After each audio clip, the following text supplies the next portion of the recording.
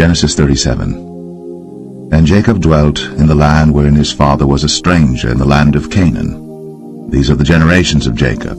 Joseph, being 17 years old, was feeding the flock with his brethren, and the lad was with the sons of Bilhah, and with the sons of Zilpah, his father's wives. And Joseph brought unto his father their evil report. Now Israel loved Joseph more than all his children, because he was the son of his old age.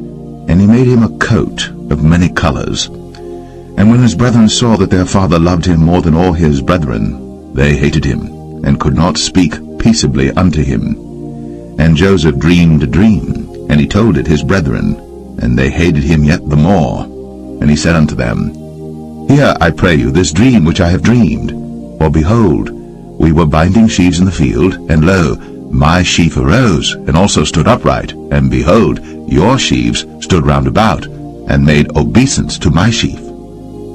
And his brethren said to him, Shalt thou indeed reign over us? Or shalt thou indeed have dominion over us? And they hated him yet the more for his dreams, and for his words. And he dreamed yet another dream, and told it his brethren, and said, Behold, I have dreamed a dream more, and behold, the sun and the moon and the 11 stars made obeisance to me. And he told it to his father and to his brethren, and his father rebuked him, and said unto him, What is this dream that thou hast dreamed? Shall I and thy mother and thy brethren indeed come to bow down ourselves to thee to the earth? And his brethren envied him, but his father observed the saying. And his brethren went to feed their father's flock in Shechem.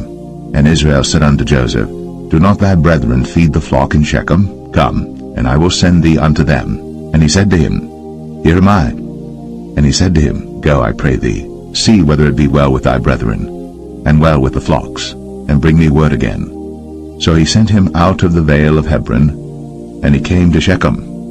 And a certain man found him, and behold, he was wandering in the field. And the man asked him, saying, What seekest thou? And he said, I seek my brethren. Tell me, I pray thee, where they feed their flocks. And the man said, They are departed hence, for I heard them say, Let us go to Dothan. And Joseph went after his brethren, and found them in Dothan. And when they saw him afar off, even before he came near unto them, they conspired against him to slay him. And they said one to another, Behold, this dreamer cometh. Come now therefore, and let us slay him, and cast him into some pit. And we will say, Some evil beast hath devoured him, and we shall see what will become of his dreams. And Reuben heard it, and he delivered him out of their hands, and said, Let us not kill him. And Reuben said unto them, Shed no blood, but cast him into this pit that is in the wilderness, and lay no hand upon him, that he might rid him out of their hands, to deliver him to his father again. And it came to pass, when Joseph was come unto his brethren, that they stripped Joseph out of his coat of many colors that was on him. And they took him, and cast him into a pit. And the pit was empty, there was no water in it. And they sat down to eat bread. And they lifted up their eyes and looked, and behold, a company of Ishmaelites came from Gilead with their camels bearing spicery and balm and myrrh, going to carry it down to Egypt. And Judah said unto his brethren, What profit is it if we slay our brother, and conceal his blood? Come, and let us sell him to the Ishmaelites, and let not our hand be upon him, for he is our brother, and our flesh. And his brethren were content. Then there passed by Midianites, merchantmen, and they drew and lifted up Joseph out of the pit, and sold Joseph to the Ishmaelites for 20 pieces of silver, and they brought Joseph into Egypt. And Reuben returned unto the pit, and behold, Joseph was not in the pit. And he rent his clothes. And he returned unto his brethren, and said, The child is not, and I, whither shall I go? And they took Joseph's coat, and killed a kid of the goats, and dipped the coat in the blood. And they sent the coat of many colors, and they brought it to their father, and said, This have we found.